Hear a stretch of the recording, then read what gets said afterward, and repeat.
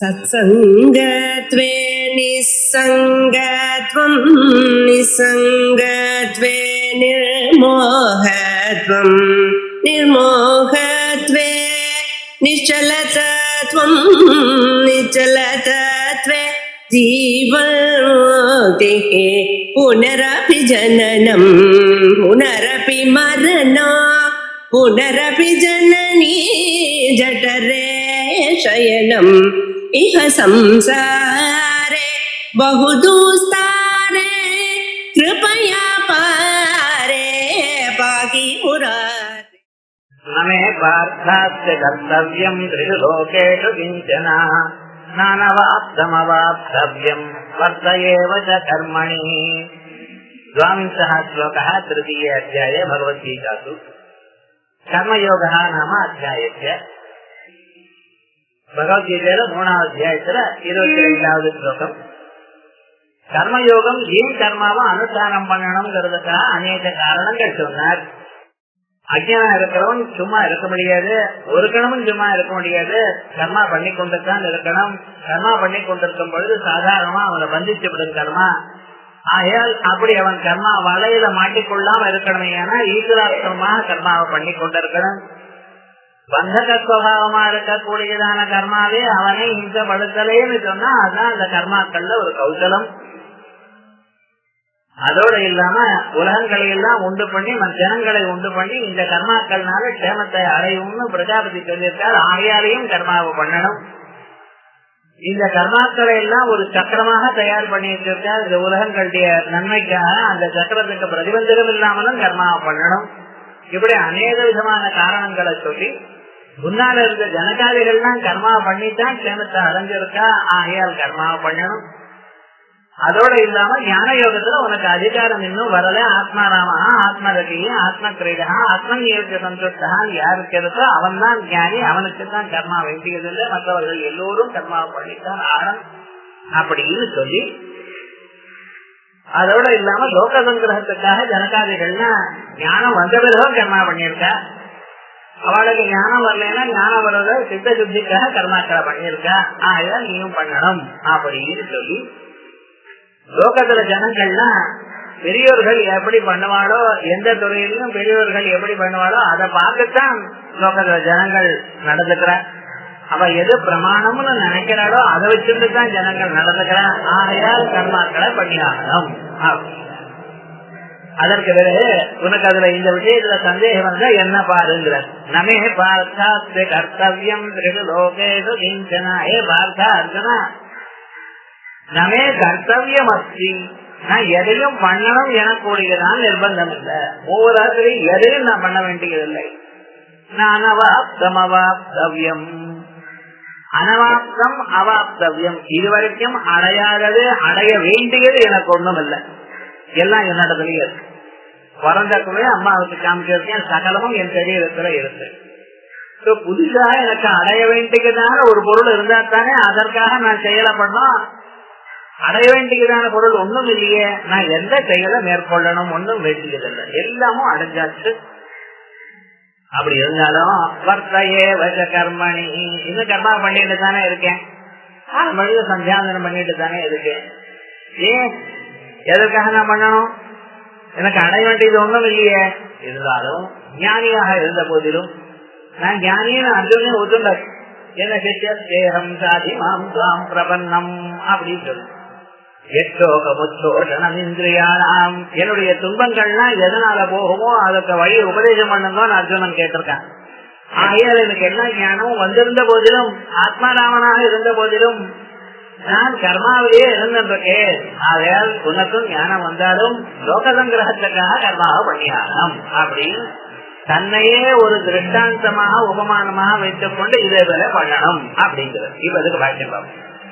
யஜ்யத்ரதே லோக சங்கிரக கர்த்தவியதாயாம், உனக்கு லோக சங்கிரகமாக கர்மாக்களை பண்ணணும் என்கிற விடயத்தில் விப்ரதிபத்தி ஒரு சந்தேகம் இருக்குமையானால் தருகி, அப்பொழுது மாம் கிம்ன பசியசி, என்னையும் பார்க்க மாட்டேங்கிறாய், நான் எப்படி கர்மாக்களை பண்ணி கொண்டிருக்கேங்கிறது பாரு.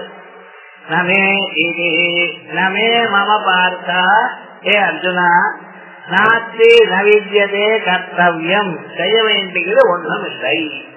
கர்த்தவியம் திருஷ்வபி லோகேது, மூலத்திலையும் இந்த லோகத்துல இருக்கிறது விடுங்க, மேல் லோகத்துல இருக்கிறது எல்லாம் அடைஞ்சாச்சா, எல்லாம் எனக்கு இருக்கு. ஆயால் திருஷ்வபி லோகேது கிஞ்சன கிஞ்சிதபி கஸ்மாத் ஏன் நானவாப்தவ்யம் அப்ராப்தம் அவாப்தவ்யம் பிராபணியம், இதுவரைக்கும் நான் இதை அடையவில்லை, இன்னும் அடைய வேண்டியது இருக்கு என்கிறது எனக்கு ஒன்றும் இல்லை.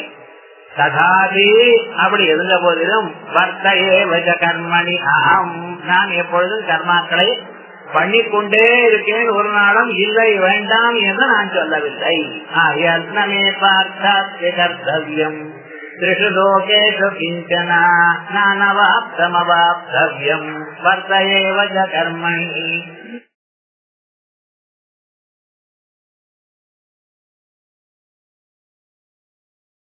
யதித்யயம் ந வர்த்தேயம் ஜாது கர்மண்யதந்திரிதः மம வர்த்மானுவர்த்தந்தே மனுஷ்யாः பார்த்த சர்வதः. யதித்யகம் ந வர்த்தேயம், ஒருவேளை நானும் கர்மாக்களை பண்ணாமல் இருப்பேனேயானால் ஜாது கர்மண்யதந்திரிதः, அதந்திரிதா சேம்பேரித்தனத்தினால வேண்டாம் அப்படின்னு நான் இருந்தேனேயானால் மம வர்த்மான வர்த்தந்தே, என்னுடைய வழியை தான் எல்லாரும் ஃபாலோ பண்ண. உலகத்துல இருக்காரு கிருஷ்ணனே கர்மாவை பண்ணல, நான் ஏன் பண்ணணும் அப்படின்னு ஆரம்பிச்சிருவார். மம வர்த்மான வர்த்தந்தே மனுஷ்யா பார்த்த சர்வதா, ஏ பார்த்தா மனுஷால் எல்லோரும் என்னையே ஃபாலோ பண்ண ஆரம்பிச்சோம், அதுக்காகவே நான் கர்மாக்களை பண்ணிக்கொண்டே இருக்கேன். அது எதிகி புனः அகம், நான் ஒருவேளை நவர்த்தேயம் கர்மாவில நான் இல்லாத போனால், கர்மாவை பண்ணாத போனால், ஜாது கதாச்சித் கர்மணி அதந்திரிதா அனலதா சன்னு, சோம்பேறித்தனம் இல்லாம பண்ணாலேன்னா மம சிரேஷ்டஸ்ய ததः வர்த்மா, உயர்ந்ததான என்னுடைய வழியை தான் மார்க்கம் அனுவர்த்தந்தே மனுஷ்யா, மனுஷியால் எல்லோருமே என்னுடைய வழியை ஃபாலோ பண்ணுவா. ஹே பார்த்த சர்வதா சர்வை பிரகாரை, அவ எப்ப பார்த்தாலும் ஓஹோ இப்ப இது பண்ணலையா எல்லாம பண்ண வேண்டாம், அவர் பண்றத மற்றதெல்லாம் விட்டுருவா, அவர் சஞ்சாவனம் பண்ணலையோ நாம பண்ண வேண்டாம் அப்படின்னு ஆரம்பிச்சிருவா. ஜனங்கள்ல எப்படின்னு பார்த்து கொண்டே இருப்பா, இன்னொருத்தர் பண்ணலன்னா அவ பண்ணல நான் மட்டும் ஏன் பண்ணணும் அப்படின்னு ஆரம்பிச்சிருவா. அதனால விடப்படாது. யதித்யகம் ந வர்த்தேயம் ஜாது கர்மண்யதந்திரிதா மம வர்த்மானுவர்த்தந்தே மனுஷ்யா பார்த்த சர்வதா.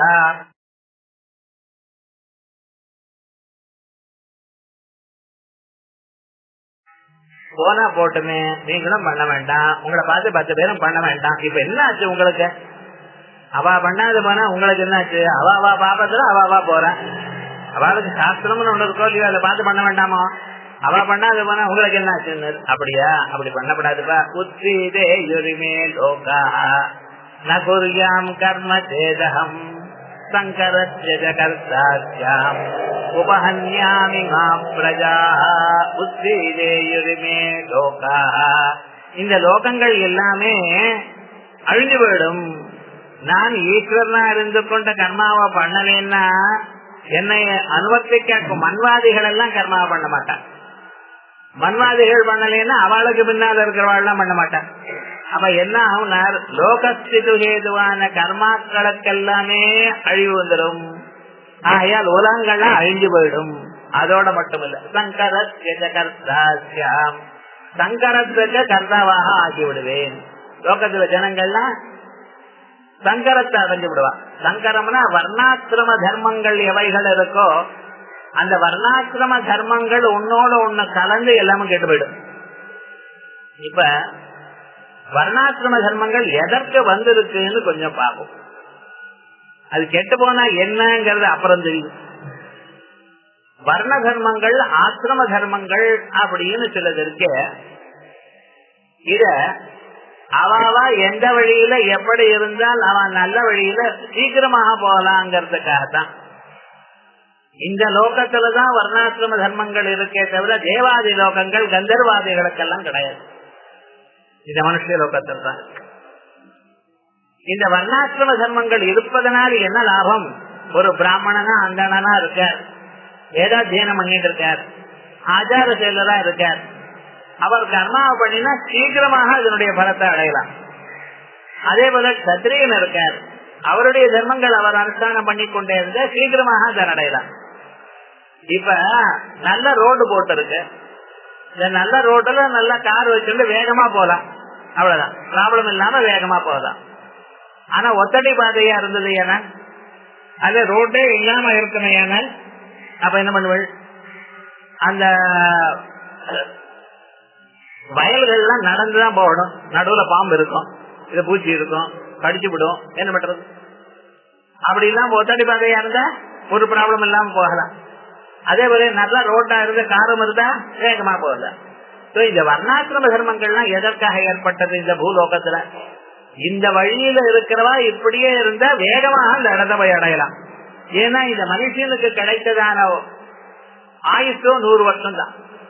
அந்த 100 வருஷத்துல முதல்ல ஒரு 20 வருஷம் படிப்புக்கும் மற்ற விஷயங்களுக்கும் செலவழிச்சிடுவான்.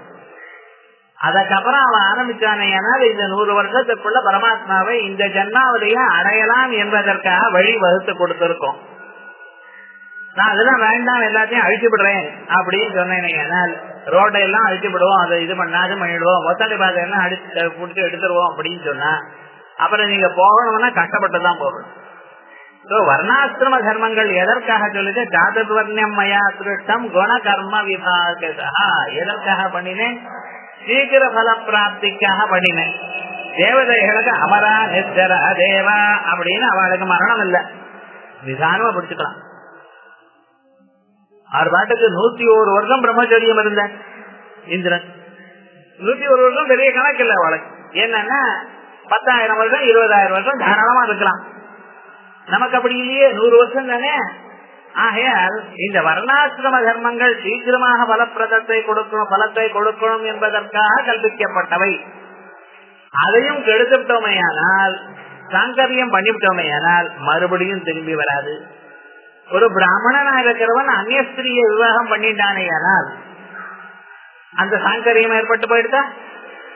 இதனால அது மறுபடியும் அந்த பிராமணியம் வர்றதுங்கிறது ரொம்ப கஷ்டம். அந்த பிராமணியம் வரணுமேனால் 7 தலைமுறை அது போல வரணுங்கிற. அதே நல்ல வழியிலேயே இருந்தால் 7-8 தலைமுறையில இருந்து மறுபடியும் பிராமணியம் வரலாம்ங்கிற. அப்படின்னா இந்த 7 தலைமுறை நடுவுல சாங்கரியம் போனது தானே. ஏதன் மத்தியில வேற இன்னொரு ஒரு இடத்துல பண்ணிடலாம், அந்த வம்சமும் கெட்டு போயிடுமே. ஆகையால் இப்ப என்ன பாருங்க, சாங்கரியம்ங்கிறது ஒன்ஸ் வந்தாச்சுன்னா அது சரி பண்றது ரொம்ப கஷ்டம். ஆகையால் தான் வர்ணாசிரம சாங்கரியங்கள்ங்கிறது வந்துட்டுதான் அதை போக்குறது ரொம்ப கஷ்டம். அது சுலபமாக வேண்டாம்னு தள்ளிவிடலாம். உலகத்தில் இருக்கக்கூடியதான இந்த அரசியல்வாதிகள்லாம் வர்ணாசிரமங்கள்லாம் வேண்டாம்னு சொல்லிட்டு இருக்கான். அவனுக்கு இதனுடைய கௌரவம் தெரியாது, ஏன் இப்படி வந்ததுன்னு தெரியாது. இது ஒரு அந்தணனுக்கு மட்டும் பண்ணினதான ஒரு செயல் இல்ல, பகவான் எல்லோருக்கும் பண்ணினதான செயல். ஆனா அவ பண்றது இல்லையேன்னு வச்சுட்டு இவனும் முன்னுக்கு வரப்படாதுங்கிற அபிப்பிராயத்துல போக்கிக் கொண்டிருக்க. அந்த சாங்கரியம் வரப்படாது. சங்கரம் இந்த வர்ணாசிரம சாங்கரியத்துக்கு நான் கர்மாவை பண்ணலேன்னு போதும்னு, சந்தியாவந்தனம் பண்ணல, நித்திய கர்மாக்களை பண்ணல, பகவத் பக்தி இல்லைன்னு சாங்கரியம் தானா வந்துடும்.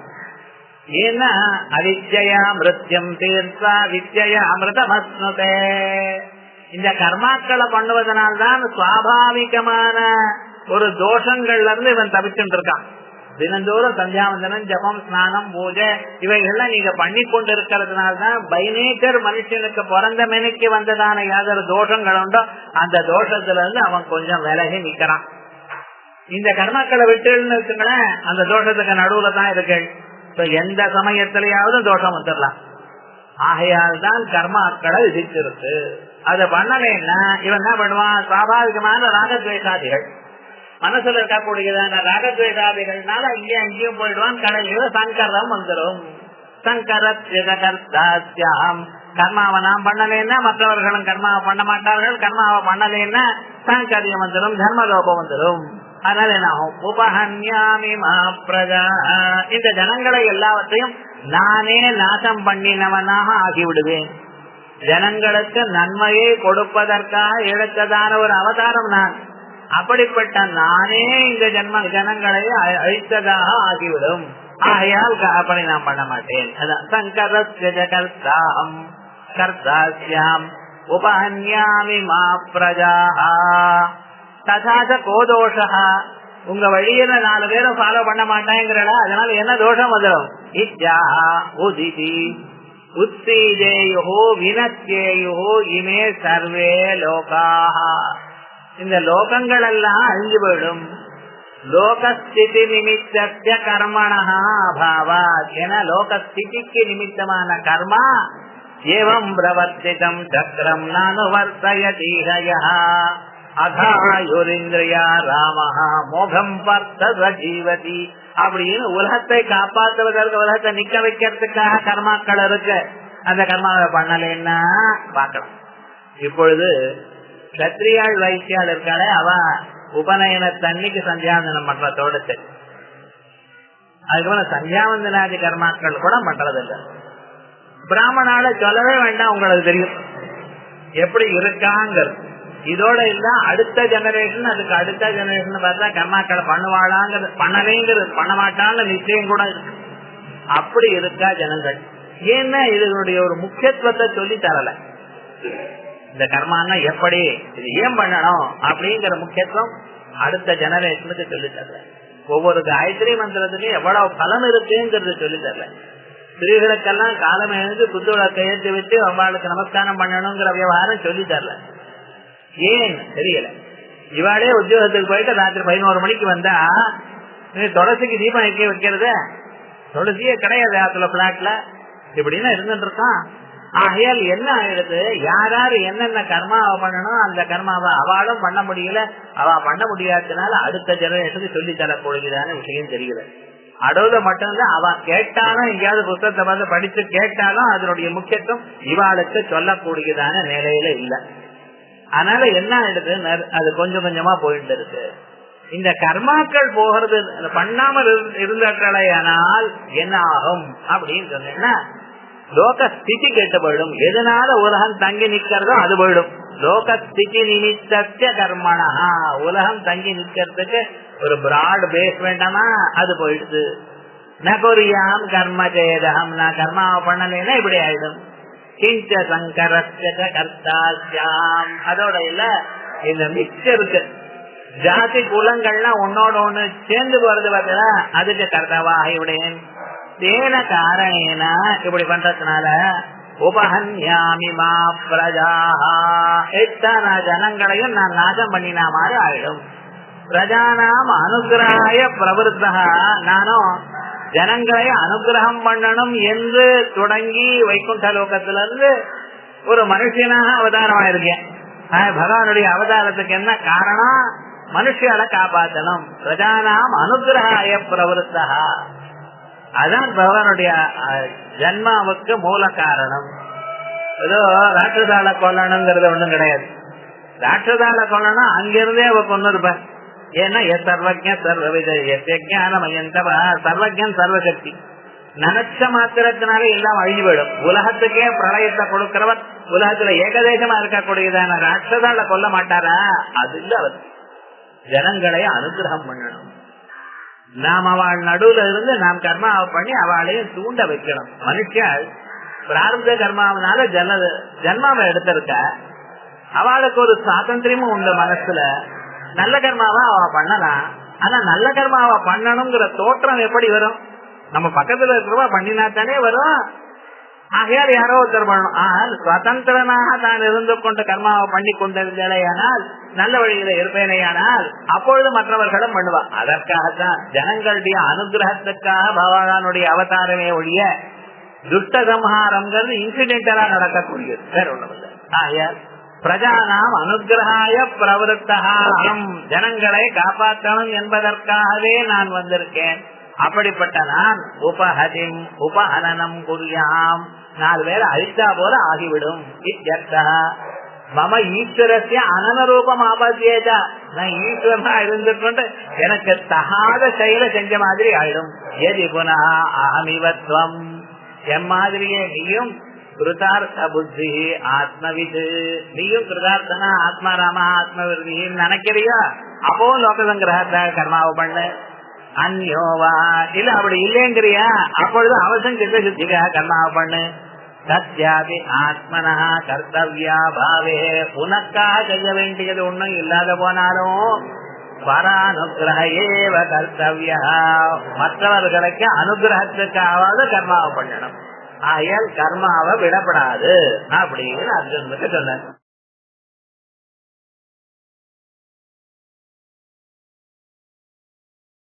நான் ஏன் கர்மா பண்ணி எனக்கு என்ன லாபம் இருக்கு? லோகத்துல ஜனங்கள்லாம் அனுகிரகம் பண்றா அவனுக்கு வரலாம், அது உனக்கு பண்ணணும். ஏன்னா நீ ஈஸ்வரன், நான் ஜீவன். எனக்கு மோட்சம் கிடைச்சுன்னா நான் பாட்டுக்கு போயிட்டே இருக்க வேண்டியதுதான். மற்றவர்களுக்கு என்ன இருந்தது அது என்னுடைய விவகாரம் இல்ல, அது ஈஸ்வரனா இருக்கக்கூடியதான தாங்கள் பண்ண வேண்டியதுதான் அப்படிங்கிறியா? அதுக்கும் சொல்றேன். சத்தா கர்மண்ய வித்வாம்சா யதா குர்வந்தி பாரதா குர்யாத் வித்வாம்ஸ் ததா அசக்தா சிகீர்ஷுர்லோக சங்கிரஹம். சக்தா கர்மண்ய வித்வாம்சா, அவித்வான்கள் கர்மாவில ரொம்ப சம்பந்தப்பட்டு ஈட்டிட்டு கொண்டு பலத்துக்காக எப்படி கர்மாக்களை பண்ணி கொண்டிருக்கிறார்களோ, லோகத்துல பாருங்க, எந்த ஒரு கர்மா பண்ணணுமே ஒரு அஜ்ஞானியா இருக்கவன் அதை ஒழுங்கா பர்ஃபெக்டா பண்ணணும் பாக்குறான், அப்பதான் பலம் வரும். ஒவ்வொரு துறையிலையும் பாருங்க, நம்ம ஒரு உத்தியோகத்துல இருந்து அதை பர்ஃபெக்டா நடக்கணும் சார் அப்படிங்கிறான், மேனேஜ்மெண்ட் பிரின்சிபல்ங்கிறான். எதுக்கு? அஜ்ஞானிக்கு இது இப்படி பர்ஃபெக்டா இருக்கணும், அதுக்கு ஒன்னும் ஒரு தகராறும் வரப்படாது, அந்த டைம் கீப் அப் பண்ணணும், பர்ஃபெக்டா இருக்கணும், அவன் சொன்ன மாதிரி நினைக்கணும், அது போல பண்ணணும், அவனுக்கு கஸ்டமர் சாட்டிஸ்பாக்சன் என்னமோ பேச்சு வைக்கலாம். இதெல்லாம் எந்த நிலையில? இன்னும் ஞானம் வராத நிலையில.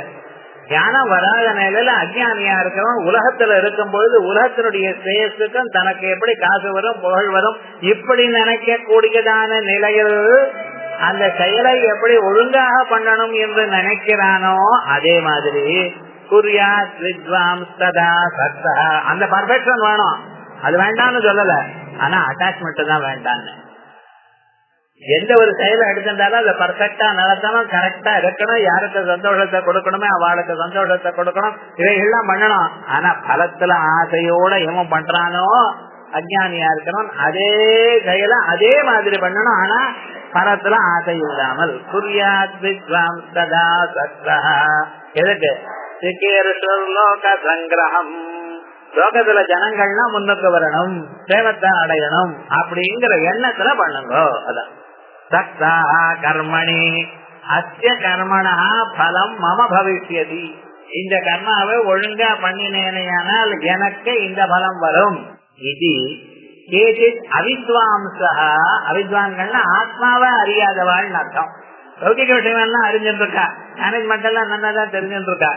அவ எப்படி பண்றாளோ, யதா குர்வந்தி பாரத குர்யாத் வித்வான் அனாத்மவித், அதே போல வித்வானா இருக்கிறவன் அனாத்மவித், ஆத்மாவை குர்யாத் வித்வான் ஆத்மவித், வித்வானா இருக்கிறவன் ஆத்மவித், தன்னை அறிஞ்சவன். ததா சக்தா சன் அசக்த சன், ததா அப்படியே அசக்த சன், அட்டாச்மெண்ட் இல்லாமல், கர்த்திருவாபிமானமோ பலாபிசந்தியோ இல்லாமல் அப்படி. குர்யாத் வித்வான் ஆத்மவித் ததா அசக்தா தத்வத்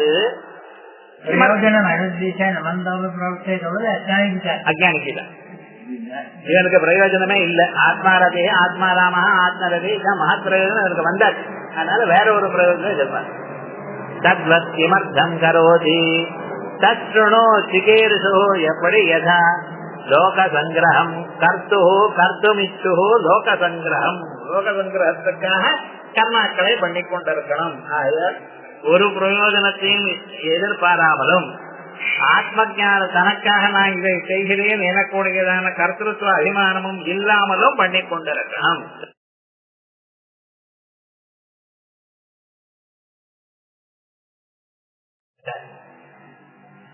அதோட மட்டுமல்ல, லோக சங்கிரகம் அப்படி இருக்கட்டும் சார், நமக்கு இருந்தாலும் லோகத்துல ஜனங்கள் கர்மாக்களை பண்ணி கொண்டிருக்கும் பொழுது நமக்கோ தெரியும் கர்ம மார்க்கம்ங்கிறது அஜ்ஞானிக்கு. கர்மாவை விட்டுவிட்ட ஆத்மாவையே தியானம் பண்றது உயர்ந்ததான ஒரு வழி. ஆகையால் வேதாந்த விசாரம் பண்ணி கொண்டிருந்தால் இந்த ஜன்மாவில நிச்சயமாக மோட்சத்தை அடையலாம். இந்த கர்மாக்களை பண்ணிக்கொண்டே இருந்தேனையானால் இந்த கர்மாவனால சித்த சுத்தி வந்து சித்த சுத்தி அதுக்கப்புறம் குருலாபம் கிடைச்சு யாரு சொல்றதுக்கு வர ஒருவேளை குரு கிடைச்சாலும் அதுக்கப்புறம் சிரவணம் பண்ணி இது ரொம்ப கஷ்டமா இல்லையா? எப்பொழுது நமக்கு ஞானம் வரணும் நல்லதுன்னு தெரிஞ்சதோ அடுத்த கணம் வேதாந்தத்துல இறங்க வேண்டியதுதான். கர்மாக்களை விட்டுருதோ அப்படின்னு கர்மாக்களை பண்றவாழ நம்ம கர்மாவை விட்டுருங்கோ ஞானத்துக்கு வாங்கோன்னு கூப்பிட்டா அது நல்லது இல்லையோ? நல்ல வழியில சொல்லி கொடுக்கலாமோ இல்லையோ அப்படின்னு நினைக்கிறியா? அப்படி பண்ணாத. என்ன புத்தி பேதம் ஜனயே அஜானாம் கர்ம சங்கினாம் ஜோஷயே சர்வ கர்மாணி வித்வான் யுக்த சமாச்சரன். புத்தி பேதம் ஜனயே அஜானாம் கர்ம சங்கினாம். அஜானிகள் கர்மாவில ரொம்ப அட்டாச்சா இருக்க, பண்ணிக்கொண்டே இருக்க. அவ்வளவு கர்மா பண்ணாதீங்க, இதெல்லாம் பிரயோஜனம் இல்ல, அவ்வளவு சீக்கிரமாக பலத்தை கொடுக்காது, ஞானத்துக்கு வந்துருக்கோம், வேதாந்தத்தை சிரவணம் பண்ணுதோ அப்படின்னு யாரையும் தூண்டாதீங்க. தூண்டினா என்ன ஆகும்னா அவனுக்கு கர்மா இருக்கிற ஸ்ரத்தா குறைஞ்சுவிடும். நீங்க சொல்லக்கூடியதான வார்த்தையினால இப்பொழுது எந்த கர்மாவை ஸ்ரத்தையா பண்ணி கொண்டிருக்கானோ அந்த கர்மாவில ஸ்ரத்தா குறைஞ்சுவிடும். ஸ்ரத்த குறைஞ்ச பிறகு கணித அந்த கர்மா பலத்தை கொடுக்காது. ஸ்ரத்தையா இருந்தா